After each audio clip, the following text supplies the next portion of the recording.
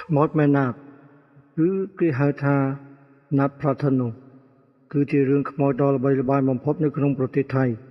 ដែលរឿងនោះគេនិយាយអំពីស្នេហារបស់មនុស្សហើយនិងខ្មោចរឿងព្រេងនិទានខ្មោចម៉ែណាតនេះត្រូវបានគេយកទៅផលិតជាខ្សែភាពយន្តដែលរកប្រាក់ចំណូលក្នុងមួយឆ្នាំគឺរាប់រយលានដុល្លារទូទាំងពិភពលោកហើយមានការគាំទ្រពីទស្សនិកជននៅក្នុងស្រុកនិងក្រៅស្រុក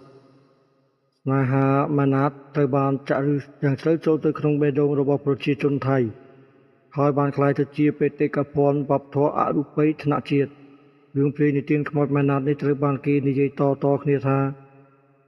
ណាតបានរស់នៅក្នុងស្រុកផាតាឡុងនៅភូមិមួយក្បែរនៃដៃទន្លេចៅប្រយ៉ានៅក្នុងភូមិណាតគឺជាស្រីស្អាតដាច់គេ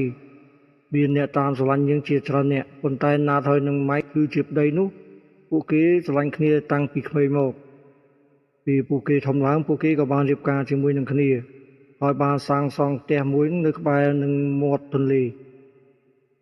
មិនយូរប៉ុន្មានណាតតែជាប្រពន្ធបានពោះកូនដំបូង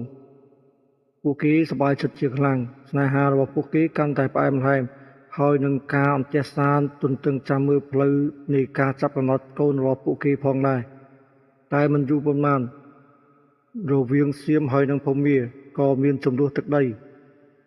ប្រទេសត្រូវការទ័ពគេក៏បានកេណ្ឌទ័ពម៉ៃគាត់មិនមានជំរឿទេគាត់ក៏បានចាក់ចេញពីប្រពន្ធហើយនឹងកូនទាំងនៅក្នុងផ្ទៃពួកគេក៏បានសន្យាជាមួយនឹងគ្នាពីមួយថ្ងៃទៅមួយថ្ងៃពួករបស់ណាតកាន់តែធំឡើងនៅយប់មួយណាតក៏បានឆ្លងទន្លេតែម្នាក់ឯងដោយការឆ្លងទន្លេមិនរួចកូនមិនកើតណាតហើយនឹងកូនបានបាត់បង់ជីវិតយ៉ាងអនាធមជាទីបំផុតវិញ្ញាណរបស់ណាតបានវិលវល់នៅក្នុងផ្ទះនោះរងចាំមើលផ្លូវរបស់ប្តីមកពីធ្វើសង្គ្រាមចំណែកម៉ាកឯនេះវិញបន្ទាប់ពីធ្វើសង្គ្រាមគាត់ក៏មានរបួសគេក៏យកគាត់ទៅព្យាបាលនៅក្នុងទីក្រុងបាងកកបន្ទាប់ពីព្យាបាលរួចម៉ាកគាត់ក៏បានមកស្រុកកំណើតនៅពេលមកដល់ភូមិមានអ្នករាប់អានគាត់ពីមុននឹងបានកិច្ចវេះអ្នកខ្លះបានសប្រាប់គាត់ថា